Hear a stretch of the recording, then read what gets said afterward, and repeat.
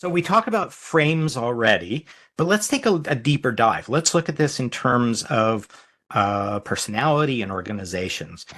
There's long been a theory amongst philosophers and religion, and now even in modern physics, that the world is really a unity, but we have trouble seeing that because we have limited vision, and we tend to see fragments, and those fragments prevent us from seeing the unity of what's really going on. This is a challenge that we have to overcome together, and it actually is pretty prominent in organizations. Now, one psychologist, or actually was a psychoanalyst, who did a lot of work in this area was Carl Jung. Carl Jung was from Switzerland, and he is really his theories are the originators of the Myers-Briggs type inventory, the MBTI, which you've probably heard of at one point, or maybe have taken at one point. That's a derivative of Jung's work. So let's play with a piece of this and see how it works. And it'll maybe help you see some of your own personal frames that inform your vision and also block some other things. Now, in Jung's psychology, there were three sets of two orientations or two attributes. So the first set was introversion and extroversion, which is not about whether we like people or not like people. It's how we react to outer and inner experiences. The second set is how we make our decisions, which is through thinking or feeling. And the last set is sensing and intuition, which is how we take in and process information.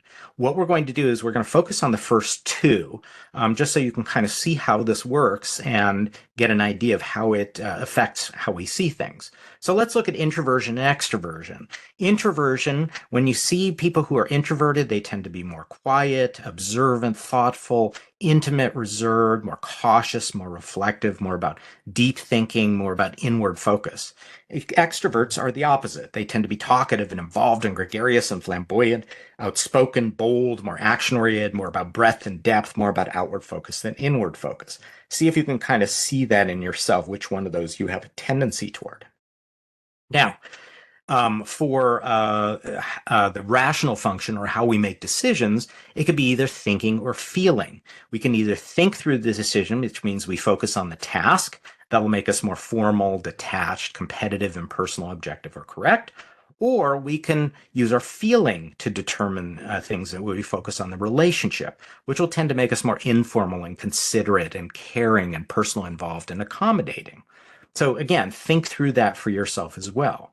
If we combine these, what we end up is with four different personality preferences. Now, technically in the Jungian system, there are 8, but we're going to keep it relatively simple in terms of 4. So on the one hand, we've got the what we'll call, for the color blue, the analyzers. Those are the introverted thinkers. Those people tend to be very cautious and precise, deliberate, questioning, formal, more about details, more about information, being analytical.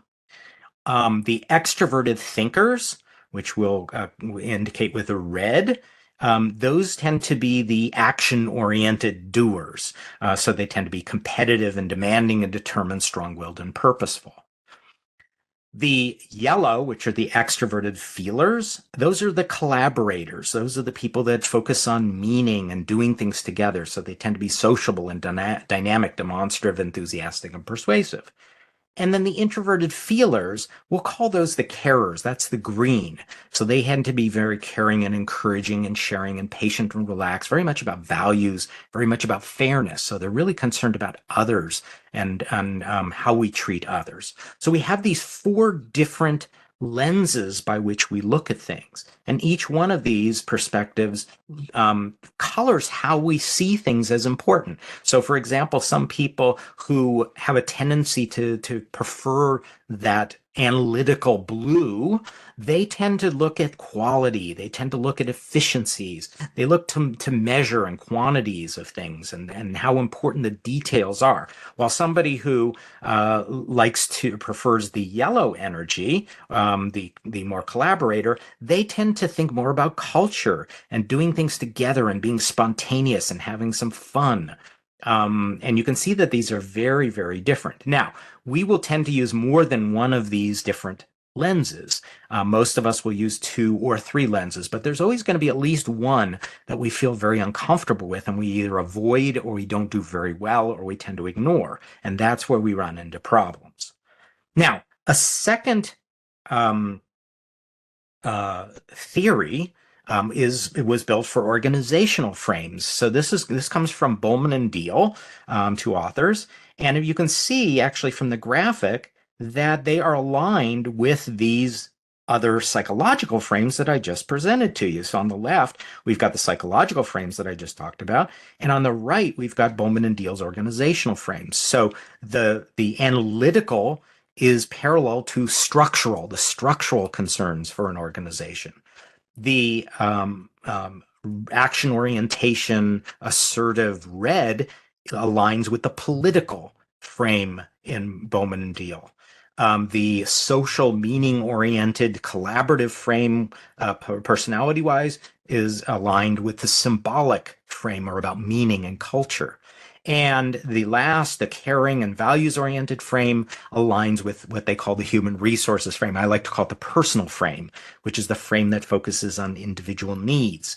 Now, when we look at how they lay out in terms of Bowman and Deal's focuses, you'll see that the structural frame focuses on rules, roles, policies, and the more structural elements of the organization, as well as hierarchy, those kinds of things. While the political focuses on power, conflict, competition. The symbolic is about culture and meaning and stories, and the human resources focuses on individual needs and relationship and learning. Now, what you may start seeing out of this is that there are conflicts across these. There are actual paradoxical relationships across the diagonals. So, for example, structural, the rules, the roles, and the policies will tend to overshadow the meaning, the culture, and the stories and the spontaneity. Those are in conflict with each other. So sometimes you can have the cultural actually overpower the rules and the structure, leading to somewhat of a chaotic organization. Or you can have vice versa, where the rules and the roles and the policies create a real strict and unmoving organization. By the same token, the political and the human resources can conflict with each other, because the political focuses on power and moving things forward and driving things through the organization, and sometimes forgets about people's feelings and about individual needs and about values sometimes, and vice versa. The human resources, in focusing too much on people's needs and on values and all of that, may not move forward, may over focus on taking care of people, individuals, and not focus on the movement of the whole forward.